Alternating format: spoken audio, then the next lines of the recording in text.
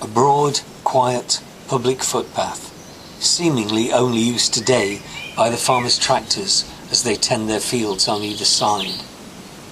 But although you won't find it signposted or marked as such on any maps, this is the King's Great Way of medieval times, a once congested, busy highway linking London with Nottingham and Yorkshire beyond.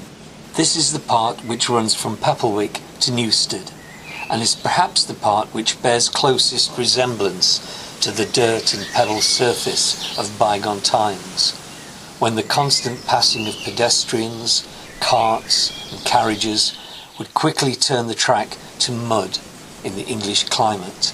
Medieval aristocracy, tax collectors and merchants were often subjected to attack from outlaws along this route. These gates mark the boundary to the grounds of Newstead Abbey, and the trees on the eastern side of here form Gibbetdale Wood. A gibbet was the means by which the dead bodies of executed thieves could be hung on public display in order to deter future offenders. No doubt many thieves and outlaws were hung here. And the stories of Robin Hood make many references to woods, towns and villages in close proximity to here. Once through a second gate, the trees on the eastern side form Abbey Woods. The trees to the west obscure Newstead Abbey's lower lake.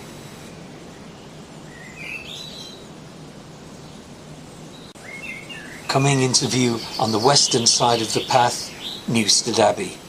Of course, Friar Tuck would have known the building that once stood here as the Priory of St. Mary.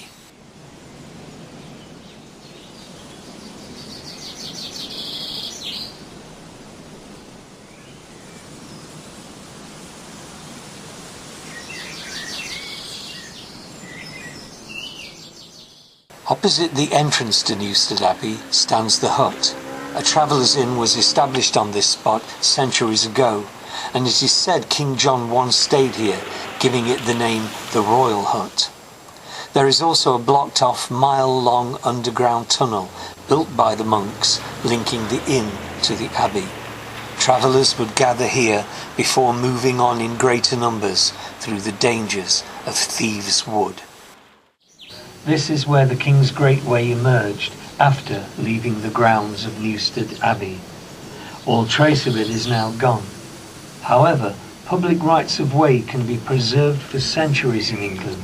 So, accepting that the shortest distance between 2 points is a straight line, one can safely assume that this very narrow, straight public footpath between that point and Thieves' Wood follows the same route. The footpath soon emerges onto the Kirkby Road, down the hill from which is Thieves' Wood. It was the infamous and documented activity of outlaws which gave Thieves' Wood its name. But why would a gang like Robin Hood's outlaws choose this as their patch? Well, we know that by the early 12th century there were castles at Cuckney and Worksop to the north, and of course Nottingham to the south. So possibly any military or constabulary presence was weaker here, situated almost equidistant between the two. The neat, well-cultivated trees you see here are not as it would have been in medieval times. Only the actual route of this particular track, as it passes through Thieves' Wood, is in alignment with the original King's Great Way.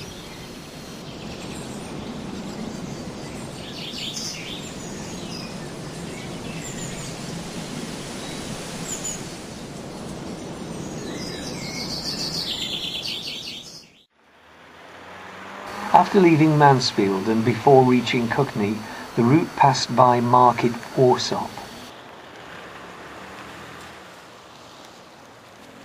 The town's name bears two interesting translations: Home of the Outlaw or Cautious Valley.